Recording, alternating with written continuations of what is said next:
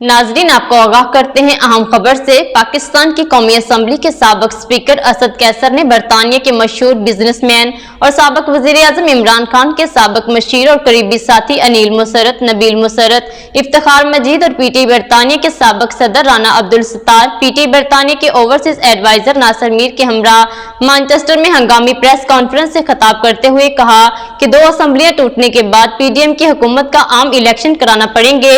Election के अलावा उनके पास कोई ऑप्शन नहीं है। फौज हमारी है, लेकिन एक शख्स जिसको आप जानते हैं उसने जमहूरियत का नुकसान किया। इमरान खान इवाम के लिए मुसलसल जदोजहद कर रहे हैं। इंशाअल्लाह अगला इलेक्शन 2/3 अक्सरियत से जीतकर पाकिस्तान की खिदमत करेंगे। लेकिन एक बात बिल्कुल वाज़ेह है, अगर पंजाब असम्बली और केपी असम्बली तहलील होती है तो कौमी असम्बली की कोई जवाब नहीं रहती। नंबर 1 तो इनकी जो है ना, इनके पास अददी बरतरी भी हासिल नहीं है, क्योंकि अभी MQM हो सकता है उसने कोई फैसला क्या होगा, और उन्होंने जो अपने कंसल्ट शुरू के बाद तो खुद ब खुद कौमी असम्बली भी इसकी अक्सरियत ख़त्म हो जाती है। तो जब दो बड़े सूबों में इंतखाब होंगे तो कैसी कौमी असम्बली का इंतखाब नहीं होगा।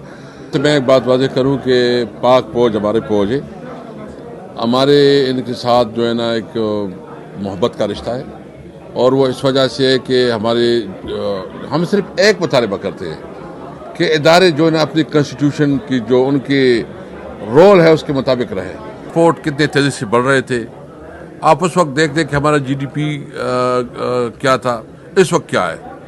यानी हमने तो टेक्सटाइल इंडस्ट्री को बहुत बड़ा पैकेज दिया, और उसकी वजह से जो हमारी कंस्ट्रक्शन इंडस्ट्री आगे बढ़ी।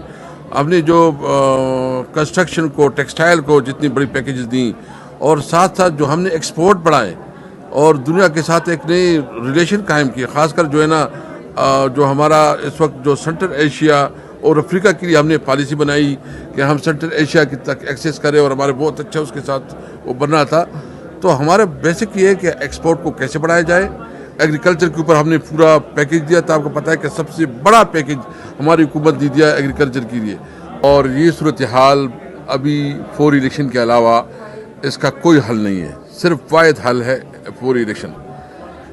अभी हमारी जद्दोजहद आपके सामने है, जो गुज़िश्ता 8-9 महीने में हमने जद्दोजहद की है, और इस पे खान साहब के ऊपर कातिलाना हमला भी हुआ, और इसके बावजूद हमारा सिर्फ एक ही मौक़िफ़ है कि इसमें अभी जो हालात बनी हुई हैं मुल्क की इकॉनमी और मुल्क में जो इस वक्त लॉ एंड ऑर्डर की सिचुएशन है, महंगाई है, इसका वाहिद हल ये है कि फौरी इलेक्शन हो। हम ओवरसीज पाकिस्तानी के शुक्रगुजार हैं जिन्होंने हमेशा पीटीआई और इमरान खान का साथ दिया। हमारी हुकूमत मुल्क को तरक्की की तरफ लेकर जा रही थी, लेकिन साजिश से हुकूमत को खत्म करके पाकिस्तान की तरक्की रोक दी गई। हमें रिपोर्ट कर रहे थे आरिफ चौधरी। नाजरीन, आपको लम्हा ब लम्हा बाखबर रखने के लिए कोशिश है। मजीद अपडेट्स के लिए देखते रहिए अंडरग्राउंड न्यूज।